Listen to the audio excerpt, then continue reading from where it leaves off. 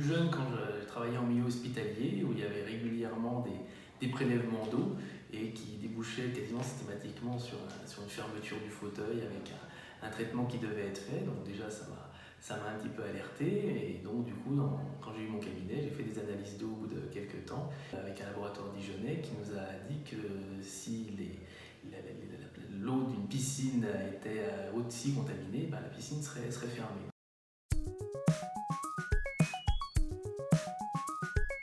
On a utilisé un autre système, mais on avait un souci de goût, une eau qui avait un goût assez désagréable, les patients s'en plaignaient. On a refait les analyses par la suite, il y avait une amélioration, mais on a toujours une contamination qui était détectable.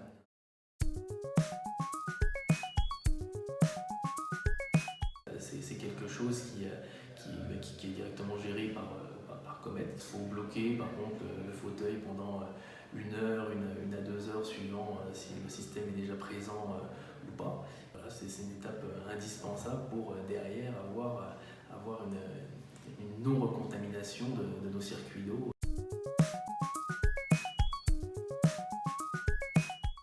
Non, pas particulièrement, parce qu'il y a des différents systèmes qui s'adaptent quasiment à tous les fauteuils, aux cartes aussi. Du coup, une fois que nos demandes ont été regardées, l'entreprise Comet a directement installé le système qui était adapté. Donc non, on n'a pas eu de contraintes particulières.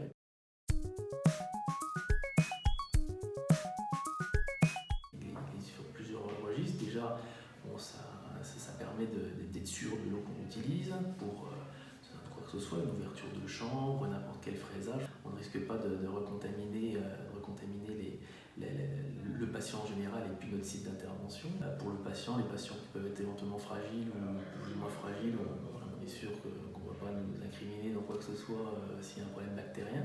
Surtout qu'on a refait des analyses d'eau, puisque ça fait 4 ans qu'on utilise Alpon Bilpron, où là pour le coup on avait 0 micro-organisme sur notre prélèvement.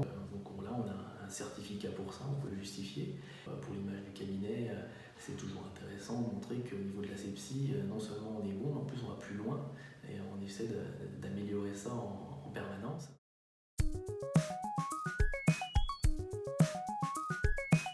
Au début, on était un petit peu réticentes en pensant qu'on aurait une charge de travail un peu plus élevée.